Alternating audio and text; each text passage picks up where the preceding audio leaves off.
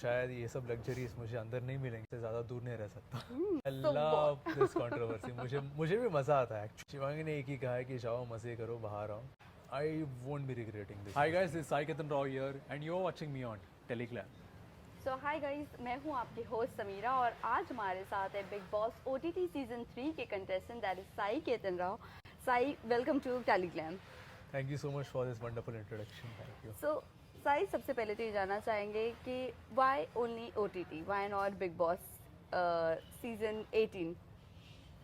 यार OTT की एक अलग ऑडियंस है और टीवी तो हर किसी के घर में होता है, लेकिन फ़ोन तो हर किसी के जेब में होता है। तो शायद ऑडियंस OTT के और ज़्यादा है मुझे लगता है।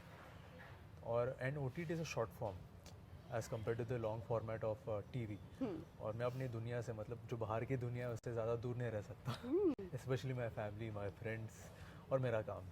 वेल, फैमिली की अगर बात करूँ, फैमिली से अगर दूर नहीं रह सकते तो बट ऑब्वियस है कि घर का खाना भी आप बहुत ज़्यादा मिस करोगे। So what about that? मैं घर का खाना मिस करूँगा। मैं फूडी इंसान हूँ और जैसे कि आपको पता ही होगा, मैंने अपने पुराने इंटरव्यूज में भी कहा है कि मैं सी फूड बहुत पसंद करता हूँ, नॉन वेज पसंद करता हूँ। तो शायद ये सब लग्जरीज मुझे अंदर नहीं मिलेंगे, पता नहीं, शायद वीकेंड में कभी मिल जाए, लेकिन एक दो बार एक आधा, लेकिन ऑन अ डेली बेसिस नहीं हो पाएगा। Right. लेकिन ठीक है, इट्स अ गेम की तरह कंसिडर करो, जाओ खेलो, मज़े करो, बाहर आओ। राइट। वेल साई, इस बार थोड़ा सा फॉर्मेट चेंज हुआ है कि इस बार सब्सक्राइबर्स बहुत इंपॉर्टेंट रोल प्ले करने वाले हैं। इसी के साथ साथ आप फेक फॉलोअर्स लेकर नहीं जा सकते हो और पेड प्लान्स होना बहुत ज़्यादा ज़रूरी है आपके फॉलोअर्स के पास जो वोट कर सकें। तो क्या लगता है आपको कितना दिक्कत होने वाली है सब चीज़ों को लेकर? ये तो अच्छी बात है, ये तो एक्चुअली अच्छी बात है, क्योंकि कुछ फेक नहीं होगा, एवरीथिंग अंदर भी रियल होगा और बाहर भी करेक्ट। रियल होगा। राइट, तो राइट। अच्छी बात है, जो it will be a good thing. मतलब ऑडियंस तो वैसे भी आने वाली है, जो जिसकी फ़ैन फॉलोइंग है, जो देखना चाहता है बिग बॉस। इट्स नॉट कि कंटेस्टेंट के फ़ैन फॉलोइंग है, जो शो के फैंस होते हैं, जो इतने सालों से लॉयली देखते हैं, मे बी वो TV हो या OTT हो, वो लोग भी आके देखेंगे, तो अच्छी बात है। वेल, इसी के साथ साथ ये भी जानना चाहेंगे साई, आप मेंटली, जिस तरह भी आपने कहा है कि आप मेंटली थोड़े बहुत तो प्रिपेयर कैलकुलेट करके हर चीज़ करते हो, इफ़ इन केस आपके नाम की कुछ कंट्रोवर्सी आती है, उसको लेकर आप कितने प्रिपेयर हो? मैं जानना चाहूँगा कि ऐसे कौन सी कंट्रोवर्सी है जो मेरे नाम पर है, सबसे पहले। कौन सी कंट्रोवर्सी है, मैं जानना चाहूँगा। और सेकंड, वेल, मैं वो कंट्रोवर्सी के बारे में बता देती हूँ आपको। बहुत ज़्यादा लोगों ने शिवांगी को लेकर कहा था कि आपकी गर्लफ्रेंड है, आपने रिएक्ट किया था, आपने कहा था कि नहीं है, आपने कह दिया था you both are not dating at all. But if in case उसमें से कुछ निकलता है आई तो लव दिस कंट्रोवर्सी। मुझे भी मज़ा आता है एक्चुअली, बहुत मज़ा आता है मुझे जब सोशल मीडिया में मैं देखता हूँ ना, अरे ये इसने डाला, ये डाला, फैंस ये बोल रहे हैं, ग्रुप में ये हो रहा है, मुझे मज़ा आता है, मुझे बहुत मसाला पकड़ा है करके।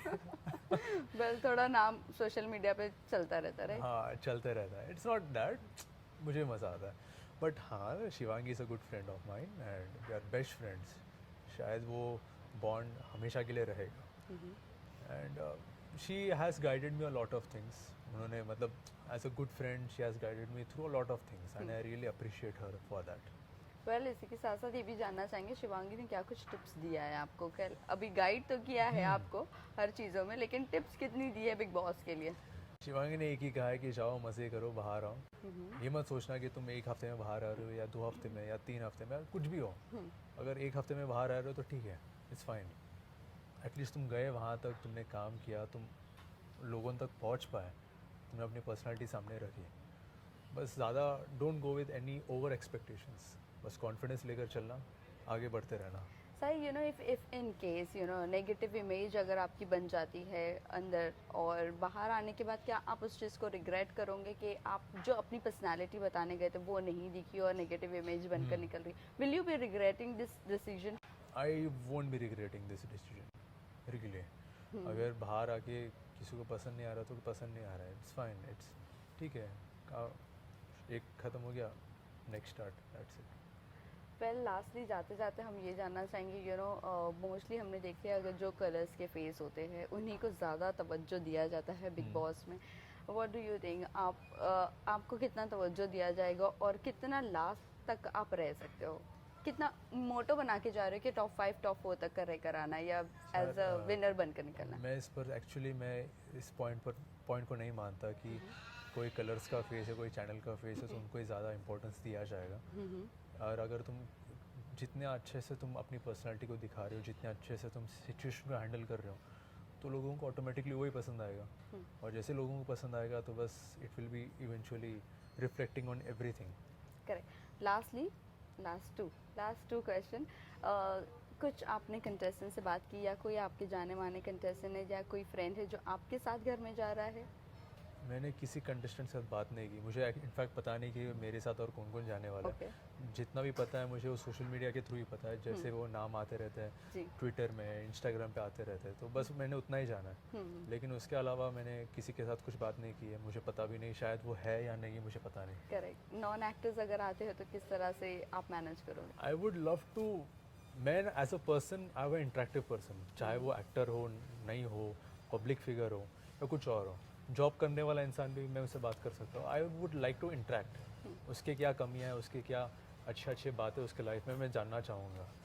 वेल, लास्ट से जाते जाते अपने फैंस एंड व्यूअर्स को आप क्या कहना चाहोगे? बस ढेर सारा प्यार देते रहना बिग बॉस में, मैं आपके ऊपर मैं बहुत भरोसा कर रहा हूँ, सो प्लीज़ ढेर सारा प्यार देना। I love you all.